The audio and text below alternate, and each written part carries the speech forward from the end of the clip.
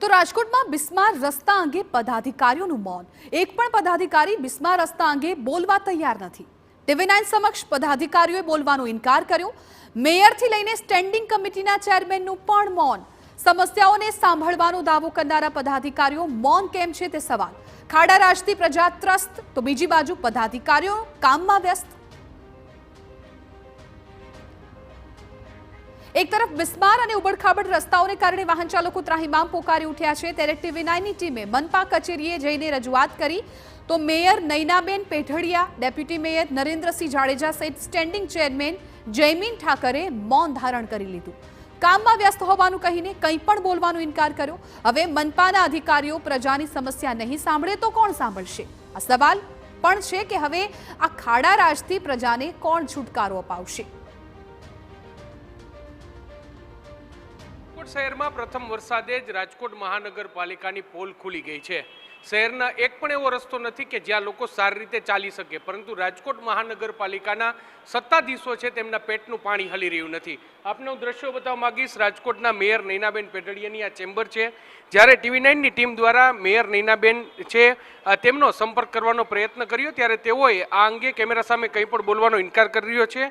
તેઓ અત્યારે અરજદારો છે તેમને તેઓ સાંભળી રહ્યા છે, તેઓ દાવો કરી રહ્યા છે ને એટલા માટે જ હવે રોડ રસ્તાને લઈને તેઓ કંઈ પણ કહેવાનો ઇનકાર કરી રહ્યા છે. બીજી તરફ હવે દ્રશ્યો બતાવવા માંગીશ કે રાજકોટના જે ડેપ્યુટી મેયર છે તેમની ચેમ્બરના પણ દ્રશ્યો બતાવવા માંગીશ. રાજકોટના ડેપ્યુટી મેયર જે નરેન્દ્રસિંહ જાડેજા છે, આપણે તેમની ચેમ્બરમાં પણ જવાનો પ્રયત્ન કરશું. નરેન્દ્રસિંહ જાડેજા હાલમાં તેમની ચેમ્બરમાં અહીં હાજર નથી અને તેઓ અહીં હાજર નથી. તેમનો દાવો છે કે તેઓ અહીં બહાર છે, પરંતુ જે પ્રશ્ન છે તેમનો, કારણ કે માધાપર ચોકડી વિસ્તાર છે તેમના મત વિસ્તારમાં આવતો વિસ્તાર છે અને માધાપર ચોકડી વિસ્તારમાં પણ તેઓ જે હવે આ પ્રશ્નનું સમાધાન કરશે તેવું તેમને દ્વારા ટેલિફોનિક વાતચીત છે તે કરવામાં આવી છે ને હાલમાં તેઓ આ ચેમ્બરમાં હાજર નથી. એટલે ડેપ્યુટી મેયર છે તેઓ પણ કેમેરા સામે કંઈ પણ બોલવાનો ઇનકાર કરી રહ્યા છે.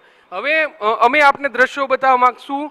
જે રાજકોટના standing committee chairman Jaymin Thakar છે તેમની ચેમ્બરમાં પણ જવાનો પ્રયત્ન કરશું. તેમને પણ કહેવામાં આવ્યું કે તમે જે રોડ રસ્તાને લઈને જે કંઈ વાત કરો, પરંતુ તેઓ પણ અત્યારે અરજદારો સાથે વ્યસ્ત છે ને તેમના દ્વારા પણ કહેવામાં આવ્યું છે કે આ પ્રશ્નનું સમાધાન થશે, પરંતુ કેમેરા સામે કંઈ પણ બોલવાનો ઇનકાર કરી રહ્યા છે. તમે દ્રશ્યો જોઈ રહ્યા છો કે તેઓ અત્યારે અરજદાર સાથે વાતચીત કરી રહ્યા છે, પરંતુ કેમેરા સામે કંઈ પણ બોલવાનો ઇનકાર કરે છે. ટૂંકમાં રાજકોટની હાલત ખૂબ જ ખરાબ છે. રાજકોટમાં રોડ રસ્તાની હાલત કફોડી છે, પરંતુ રાજકોટ મહાનગરપાલિકાના એક પણ સત્તાધીશ છે તેઓ કેમેરા સામે કંઈ પણ બોલવાનો ઇનકાર કરી રહ્યા છે. મેયર એવું કહી રહ્યા છે કે તેઓ હવે રોડ રસ્તાના ઇન્ટરવ્યૂ આપીને થાકી ગયા છે.